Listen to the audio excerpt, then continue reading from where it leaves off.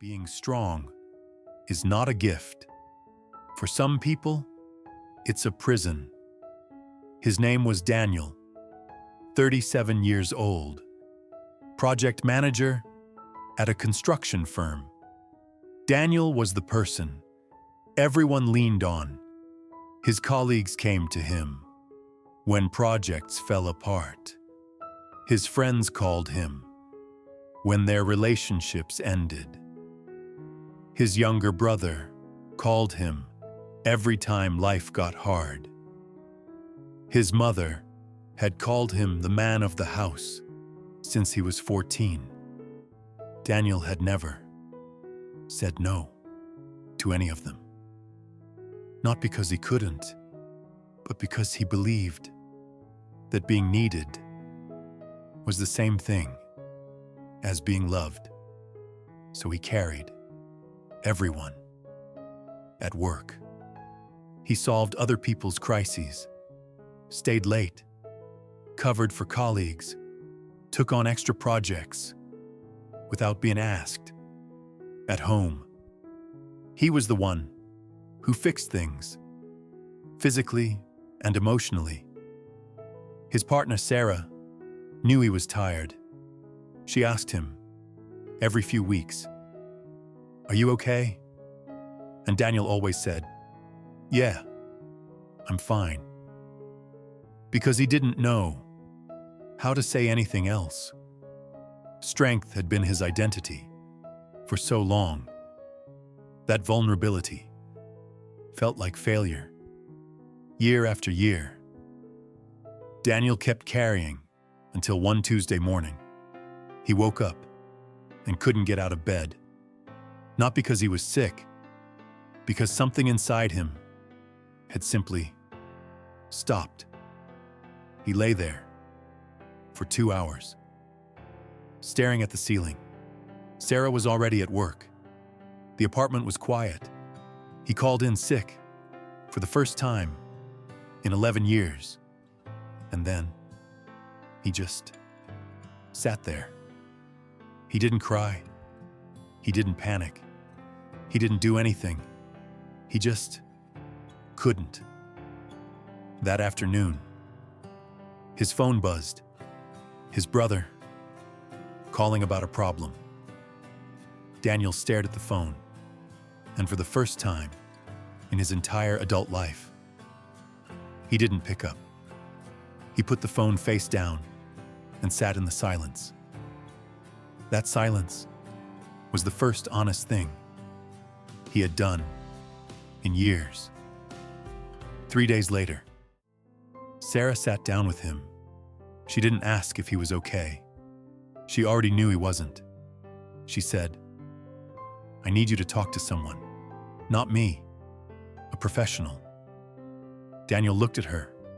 He wanted to say, "I'm fine." But the words didn't come. For the first time, they didn't come. He just nodded. If this story is hitting you, subscribe to Narrathex. New story every day. The first therapy session was the hardest thing Daniel had ever done. Harder than any project, any crisis, any problem he had ever solved.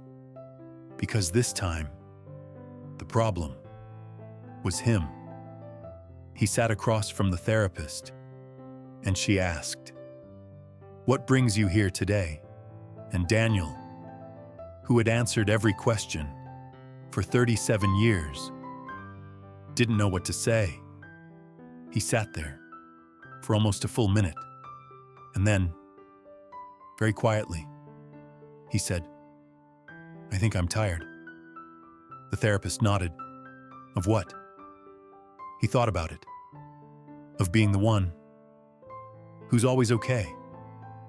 Those 7 words were the most honest thing Daniel had ever said to another human being. Over the next few months, Daniel learned things about himself that 15 years of being strong had kept him from seeing. He learned that I had been using helpfulness as armor. If everyone needed him, no one would leave. He learned that his mother's words, man of the house, at 14, had shaped every decision he had made since. He learned that strength without vulnerability is not strength, it's just control. Slowly, things changed. He started saying, I don't have the bandwidth for that right now. For the first time, he started letting Sarah take care of him sometimes, without feeling guilty. He called his brother back and told him, I'm going through something. I need a few weeks. His brother was quiet and then said, I didn't know. I'm sorry. You always seem so. Daniel finished the sentence. For him, I know. 2 years later, Daniel still carries things for the people he loves, but he carries them differently. He asks for help when he needs it. He says no when he has to. He lets people show up for him. And the strange thing is that no one left. Not one person that he loved left when he stopped being everything for everyone. Which means the prison had always been in his head. So let me ask you something. Is there someone in your life who is always the strong one, who never asks for help, who is always fine, who carries everything for everyone else? When did someone last really ask them how they were doing?